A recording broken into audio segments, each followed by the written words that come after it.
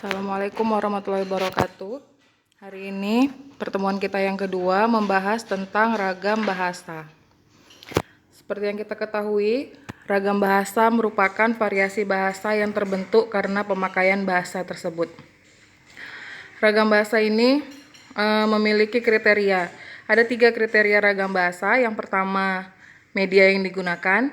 Yang kedua, latar belakang penutur. Yang ketiga, pokok persoalan yang dibicarakan. Kemudian, seperti yang sudah umum yang kita ketahui bersama, ragam bahasa itu ada 2 jenis, ada bahasa baku dan ada bahasa non-baku. Ragam bahasa baku adalah ragam bahasa yang berkekuatan sanksi sosial dan yang diterima oleh masyarakat sebagai acuan atau model.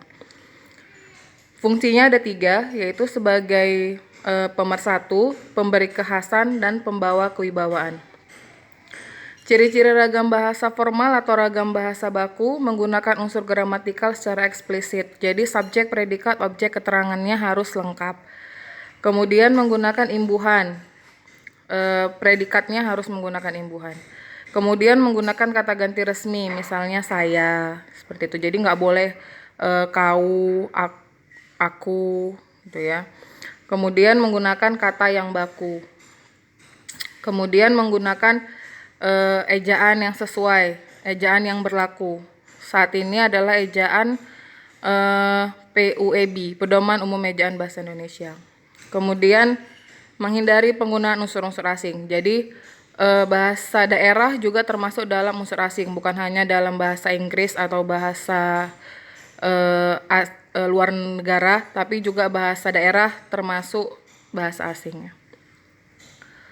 Contoh ragam baku, misalnya membuat surat menyurat di perkantoran misalnya, atau pengumuman resmi, penamaan lembaga pemerintahan, membuat karya ilmiah, misalnya kalau mau tamat kuliah membuat skripsi, itu masuk dalam ragam bahasa baku. Kemudian pembicaraan di depan umum yang bersifat formal, ketika berdiskusi misalnya. Terus berbicara dengan orang yang dihormati atau orang yang baru kita kenal. Biasa kita menggunakan ragam yang lebih baku. Kemudian selain ragam yang baku ada juga ragam non baku. Ragam non baku ini adalah ragam yang digunakan dalam kehidupan kita sehari-hari, dalam situasi santai. Ciri-cirinya adalah kalimat yang digunakan sederhana. Jadi bisa predikat aja atau subjek predikat. Subjek jarang dimunculkan, boleh nggak pakai subjek.